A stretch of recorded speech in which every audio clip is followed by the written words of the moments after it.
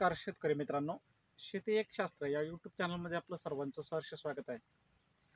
मित्रांनो, माझा व्हिडिओ आपल्यापर्यंत पोहोचेल नाही पोहोचेल हे मला माहीत नाही, कारण की एक मी नवीन यूट्यूबर आहे. परंतु शेतीचा जो अनुभव मला जो भेटला, कमी वयामध्ये जास्तीचा अनुभव, तो नक्कीच तुमच्यापर्यंत शेअर करण्यासाठी मी आलेलो आहे.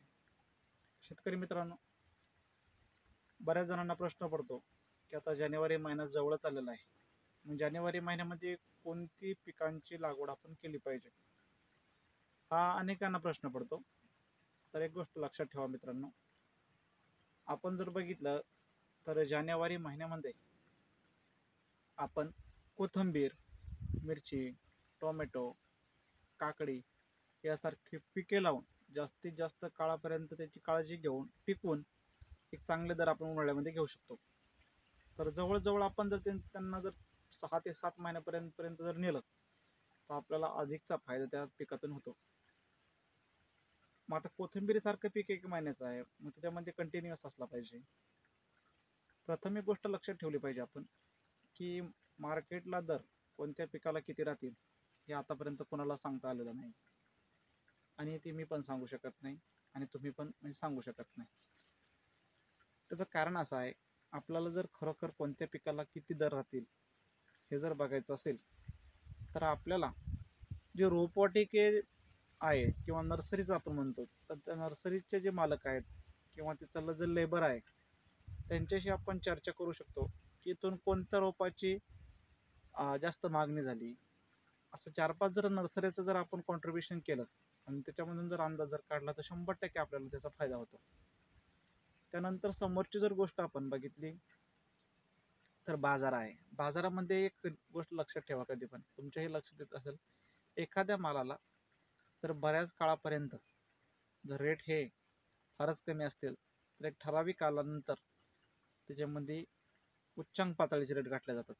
त्याचं कारण असं आहे की शेतकरी कंटाळतो आणि ते पीक सोडून देतो, त्याच्यामुळे त्याला चांगल्या प्रकारचे रेट येतात. किंवा एखादं रोगराईचं प्रमाण जास्त आलं, त्याच्यामध्ये एखादा शेतकरी टिकला तर त्याच्यामध्ये सुद्धा त्याला रेट चांगल्या प्रमाणात भेटतात. आता मित्रांनो, यूट्यूबवरून आपण जर माहिती घेण्याचा प्रयत्न केला तर आपल्याला सांगतील की हे पिकं लावा, ते पिकं लावा, असं करा तसं करा.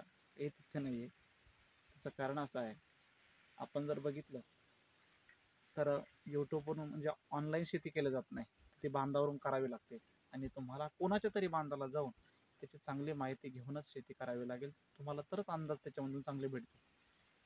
मी व्हिडिओ बनवतो याच्यामध्ये माझा उद्देश आहे, कोणीही बिगर उद्देशाचं तुम्हाला ज्ञान देत नाहीये. माझा व्हिडिओ तुमच्यापर्यंत पोहोचला पाहिजे, हा माझा उद्देश आहे. त्याच्यामध्ये मला लाईक भेटल्या पाहिजे, सबस्क्रायबर भेटले पाहिजे. तर हा उद्देश आहे. तुम्हाला कोणीच फुकट माहिती सांगणार नाही. आता मी सुद्धा तुम्हाला फुकट माहिती सांगणार, एवढंच काय, तुम्ही मला फुकट सबस्क्राईब सुद्धा करणार नाही. जे फुकट आहे ना ते तुम्ही सुद्धा करणार नाही, कारण की तुम्हाला असं वाटलं पाहिजे की खरोखर यांनी जे ज्ञान दिलं, जी माहिती दिली ती आपल्या कामासाठी आहे. त्यामुळे तुम्ही माझ्या चॅनलला सबस्क्राईब करता. आता एक गोष्ट लक्षात ठेवा, माझी म्हणजे चांगली व्हिडिओ क्वालिटी नसल्यामुळे अनेकदा माझे व्हिडिओ आपल्यापर्यंत पोहोचत नाहीत. त्यामुळं योगायोग आहे किंवा दुर्दैव म्हणावं लागेल की माझ्यासारखा एक तरुण शेतकऱ्यांपर्यंत खरी माहिती पोहोचवण्याचं काम करतो, परंतु ती माहिती शेतकऱ्यांपर्यंत जात नाही. एक दिवस नक्की माझी माहिती आपल्यापर्यंत येईल या विश्वासाने व्हिडिओ बनवतोय. प्रत्येकाला चांगल्या शेतीचा आधारभूत पाया माहिती पाहिजे, तरच आपल्याला ती शेती कशा प्रकारची आहे हे लक्षात येतं.